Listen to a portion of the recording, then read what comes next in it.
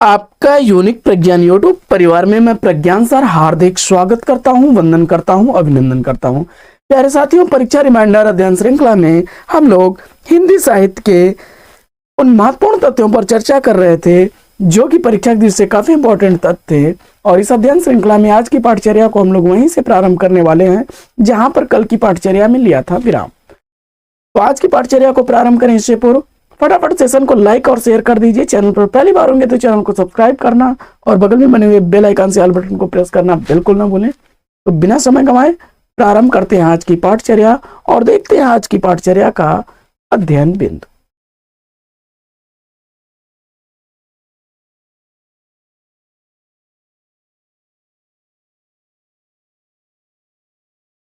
कविता तो कवि की आत्मा का आलोक है, उसके हृदय का रस है जो बाहर की वस्तु का अवलंब लेकर फूट पड़ती है।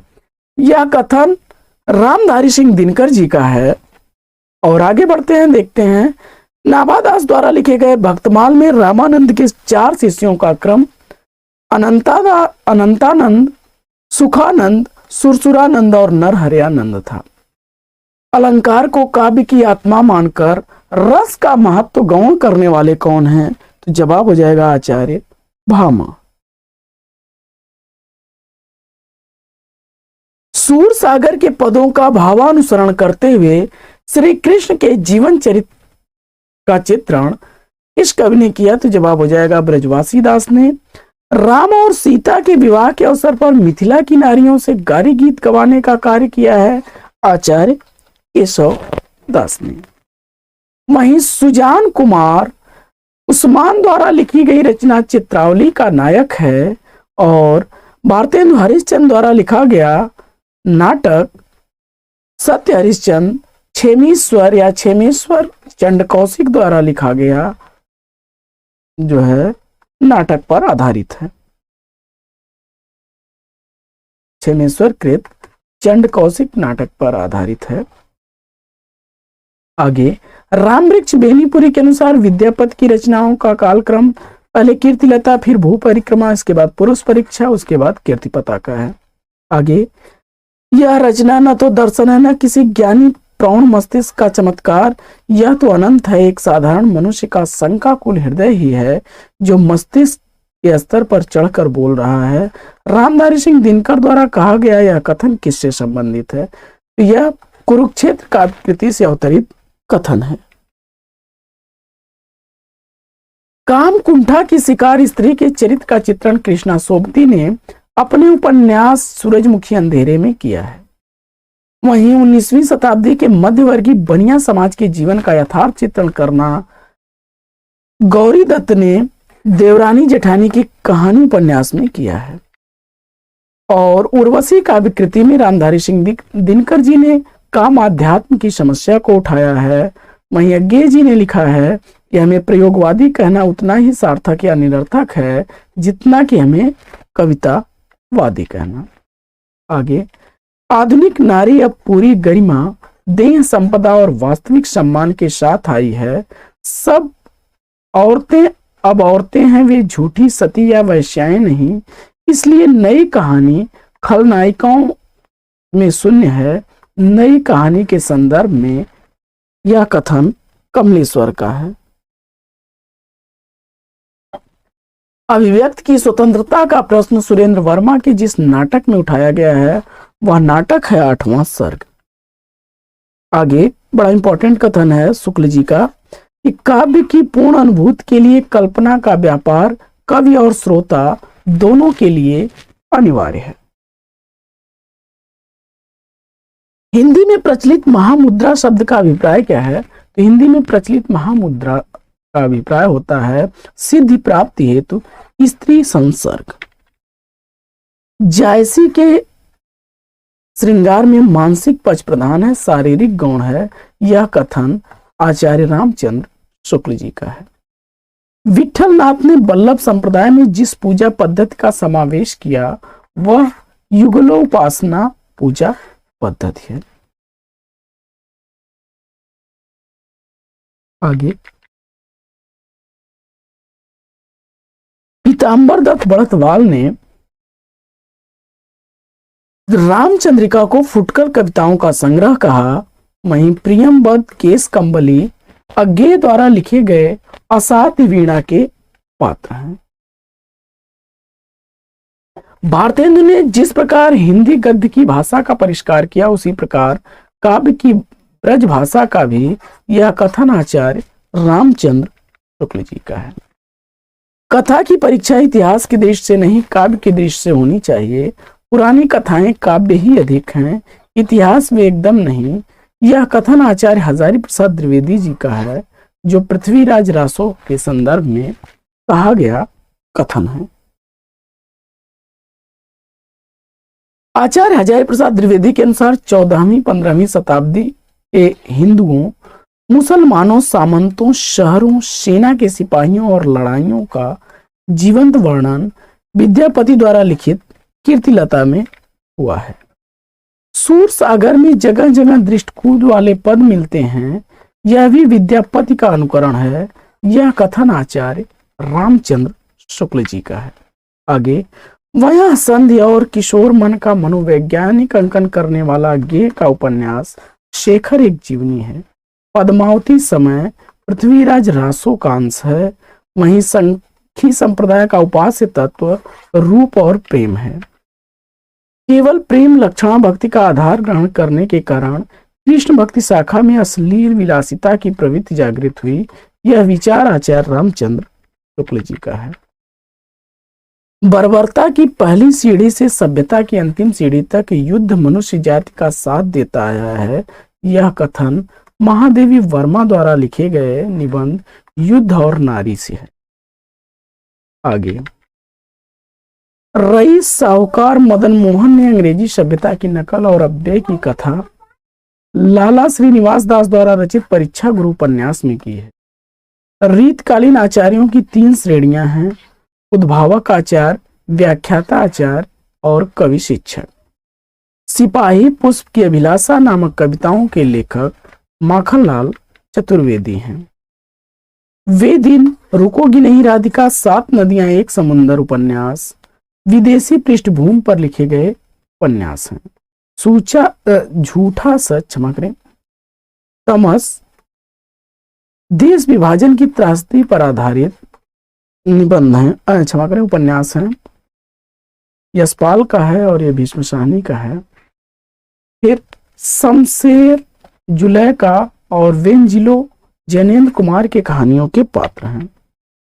हिंदी रंगमंच को हिंदी भाषी प्रदेश की सांस्कृतिक पूर्तियों और आकांक्षाओं का प्रतिनिधित्व करना होगा। रंगों और राशियों के हमारे विवेक को व्यक्त करना होगा। यह कथन आषाढ़ का एक दिन नाटक की भूमिका में कहा गया मोहन राकेश द्वारा है। तुलसीदास की विलक्षण प्रतिभा इस बात में है कि उन्होंने भक्त और रचनाकार की भूमिकाओं का एक साथ सफल निर्वहन किया। यह कथन किसका है? यह राम स्वरूप चतुर्वेदी जी का कथन है। आगे, शुक्ल जी ने न तो भारत के रूढ़िवाद को स्वीकार किया, न पश्चिमी व्यक्तिवाद को। यह कथन रामविलास शर्मा जी का है। वहीं कालरीज की काव्य संबंधी धारणा का मुख्य आधार जैनवादी सिद्धांत है। पुनर्जागरण का भारतीय इतिहास में पहला प्रतिफलन माइकेल मधुसूदन दत्त के बंगला काव्य मेघनाद वध को माना गया है। यह कथन रामस्वरूप चतुर्वेदी जी का है। वहीं बच्चन सिंह सिहर्ष आ गया, उसके हाथों में अभ्यस्त निष्ठुराई को जैसे किसी मानवीय कोमलता ने धीरे से छू लिया।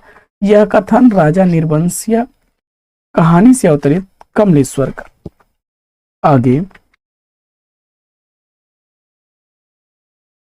यह मेरे जीवन का केवल अर्ध सत्य है, मैंने केवल अपने बहिर्रंग जीवन का ही विवरण दिया है।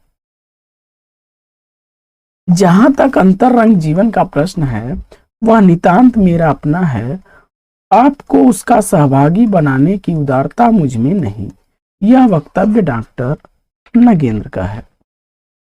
परिशिष्ट गिरिराज किशोर द्वारा रचित उपन्यास तथा चक्रव्यूह श्रवण कुमार गोस्वामी द्वारा रचित उपन्यास है। जो समानता है वह दोनों ही विश्वविद्यालयी परिसर पर आधारित उपन्यास हैं। यानी विश्वविद्यालय परिसर पर आधारित परिशिष्ट उपन्यास गिरिराज किशोर का और चक्रव्यूह श्रवण कुमार गोस्वामी का है। विद्यापति के संदर्भ में बड़ा चर्चित कथन है, आध्यात्मिक रंग के चश्मे आजकल बहुत सस्ते हो गए हैं। रामचंद्र शुक्ल ने यह टिप्पणी विद्यापति के संदर्भ में की है। वहीं हमारे समाज में मानवीय गुणों की पहचान बढ़ने वाली है, कुल और जाति का अहंकार विदा हो रहा है। यह कथन रश्मिरथी से अवतरित रामधारी सिंह दिनकर का है। रश्मिरथी की भूमिका में कहा गया कथन है कि हमारे समाज में मानवीय गुणों की पहचान बढ़ने वाली है, कुल और जाति का अहंकार विदा हो रहा है। आगे, माता पिता के संबंध विच्छेद से प्रभावित बालक के त्रस्त जीवन की कथा पर आधारित मन्नू भंडारी का उपन्यास आपका बंटी है। संस्कृत के वर्ण वृत्तों पर आधारित प्रबंध काव्य या महाकाव्य प्रिय प्रवास है, जो अयोध्या सिंह उपाध्याय हरिऔध द्वारा लिखा गया है। वहीं धूमिल ने अपनी कविता रोटी और संसद में कुल 3 आदमियों का जिक्र किया है। हमारे समाज के पुरुष के विवेकहीन जीवन का चित्र देखना हो तो विवाह के समय गुलाब सी खिली हुई स्वस्थ बालिका को 5 वर्ष बाद देख लीजिए। यह कथन महादेवी वर्मा जी का है। द्रव्य स्वभाव प्रयास यानी द्रव्य स्वभाव प्रकाश को गाथा या साहित्य की प्रकृति में रूपांतरित करने वाले माइल धवल हैं। नया लेखक उनसे डरता है, पुराना घबराता है, पंडित सिर हिलाता है। वे पुराने की गुलामी पसंद नहीं करते और नवीन की गुलामी को उनके लिए एकदम असह्य है। यह कथन आचार्य हजारी प्रसाद द्विवेदी ने शुक्ल जी के संदर्भ में कहा है। हर्ष और लीजा भीष्म साहनी के उपन्यास के तमस उपन्यास के पात्र हैं। महादेवी वर्मा के साहित्य में कहीं निष्क्रिय दया नहीं वरन रचनात्मक करुणा का ही भाव वर्तमान है। यह कथन रामस्वरूप चतुर्वेदी जी का है। बब्बर अली खां और चौधरी पीर बख्श यशपाल की कहानी के पात्र हैं। तो ये पर्दा कहानी के पात्र हैं बब्बर अली खां और चौधरी पीर बख्श। करम बीबी तथा सरफराज कृष्णा सोबती द्वारा लिखे गए जिंदगी नामा के पात्र हैं।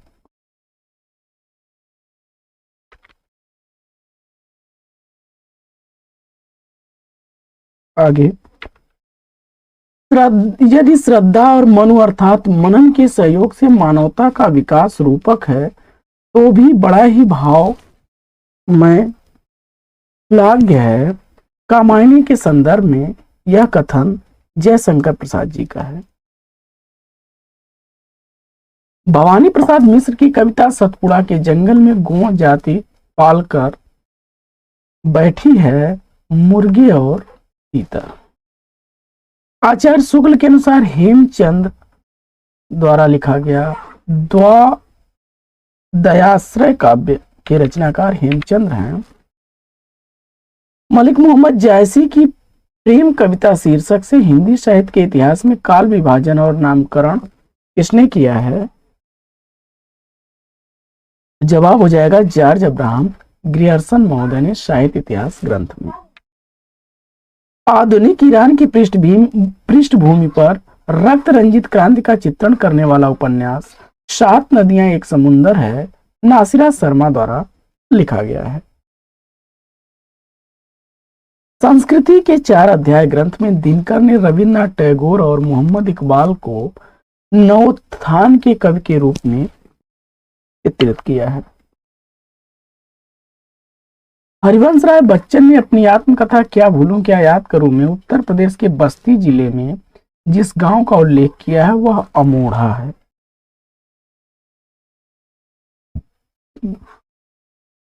आज का हिंदी निबंध साहित्य अधिकांश में आलोचना की ओर दौड़ा जा रहा है।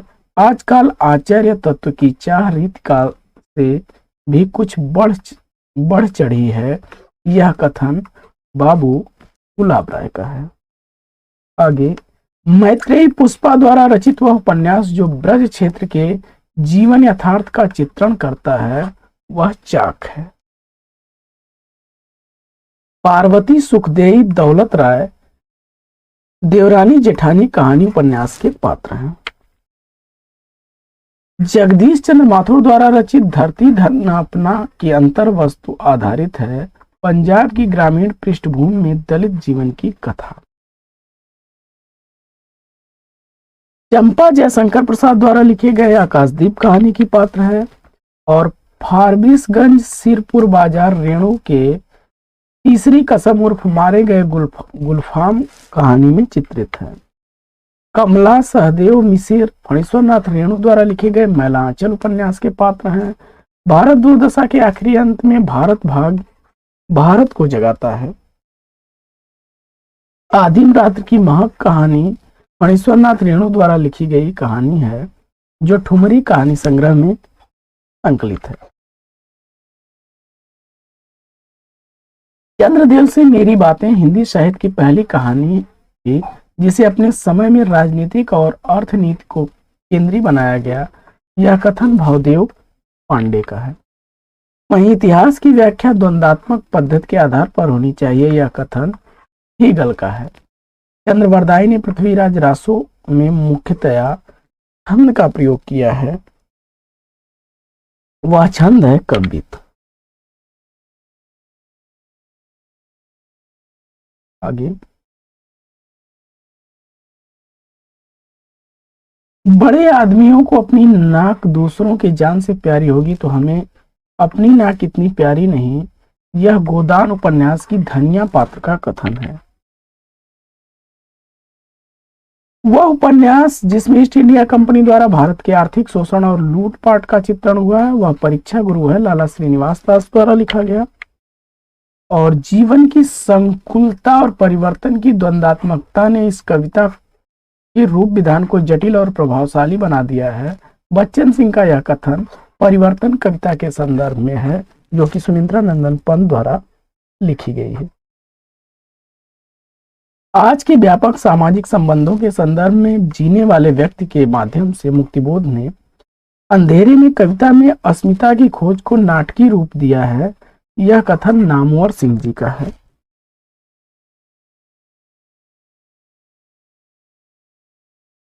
तो साथियों आज की इस पाठचर्या में अब लेंगे यहीं पर विराम। काव्य के भेद से संबंधित वीडियो आपको आगे मिलेगा। तो आज की इस पाठचर्या में लें आपसे विदा। इससे पूर्व वीडियो को लाइक और शेयर कर दीजिएगा। चैनल पर पहली बार होंगे तो चैनल को सब्सक्राइब कर लीजिएगा। फिर मिलते हैं आपसे अगले वीडियो में एक नए प्रकरण, एक नए टॉपिक, एक नए अंदाज में। तब तक के लिए लेंगे आपसे विदा। आपका जीवन मंगलमय हो। बेस्ट विशेष बेस्ट ऑफ लक। जय हिंद साथियों।